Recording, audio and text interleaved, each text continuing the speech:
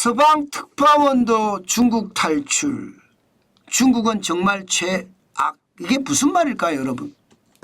일단 이 지표부터 먼저 한번 보시죠.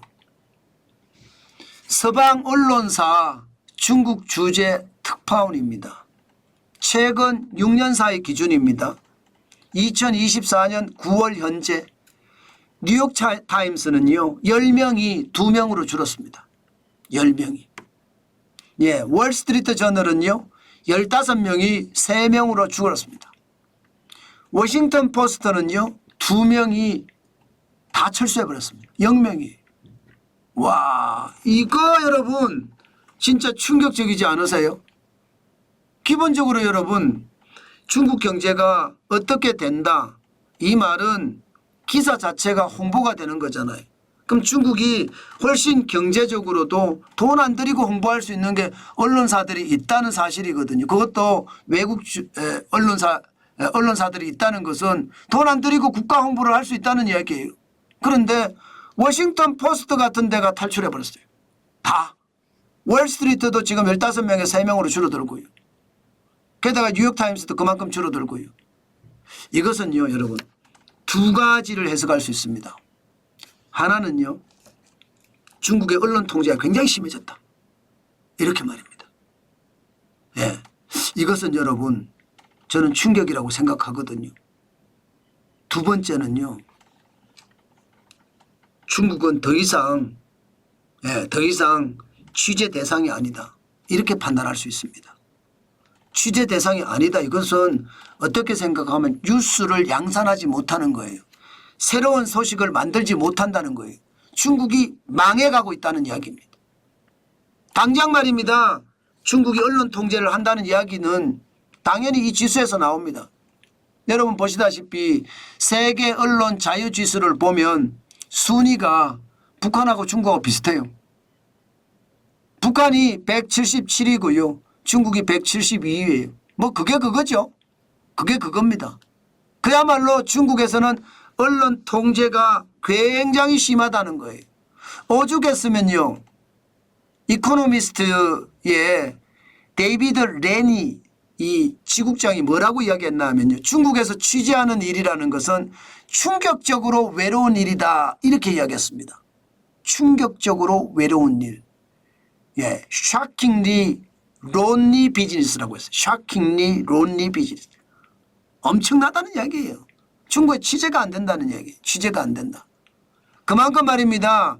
중국의 상황이 진짜 어렵다 이렇게 이야기할 정도입니다.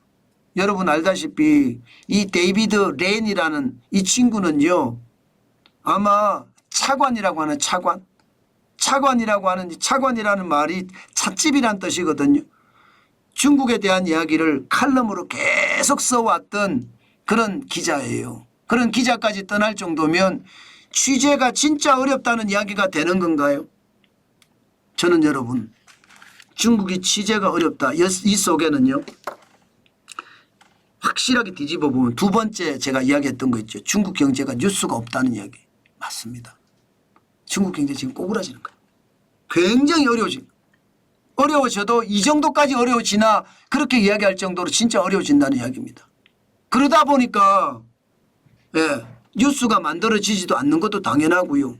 통제를 하니까 더 이상 뉴스가 안 만들어지는 것도 맞습니다. 그러니 언론사가 다 떠나는 거죠. 그런데 언론사만 떠나느냐? 아니에요. 언론사만 떠나는 게 아닙니다. 지금 기자만 떠나면 다행이게요. 지금 외국 학자들도 떠납니다.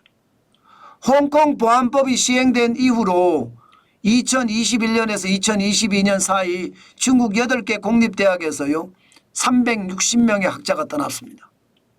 그것뿐만 아닙니다. 외국계 컨설턴트들도 다 떠납니다. 미국 갤럽이 2023년에 30년 만에 중국 철수를 했고요. 베인앤컴퍼니는 지금 고강도 조사를 받고 있거든요. 베인앤컴퍼니가 세계적인 컨설팅 회사입니다. 고강도 조사를 받고 있으니까 나가겠다 이거예요. 이제 더 이상 중국에 미래는 없다 이런 얘기죠. 이것은 여러분 솔직히 중국이 망해가고 있다는 증거입니다. 기자들이 떠나고 학자들이 떠나고 컨설턴트들이 떠나면 나중에 남는 거는 그들끼리 해먹겠다는 이야기잖아요. 중국인들끼리 해먹는 게 이게 여러분 생각했던 것보다가 굉장히 나빠집니다. 러시아 봤잖아, 러시아.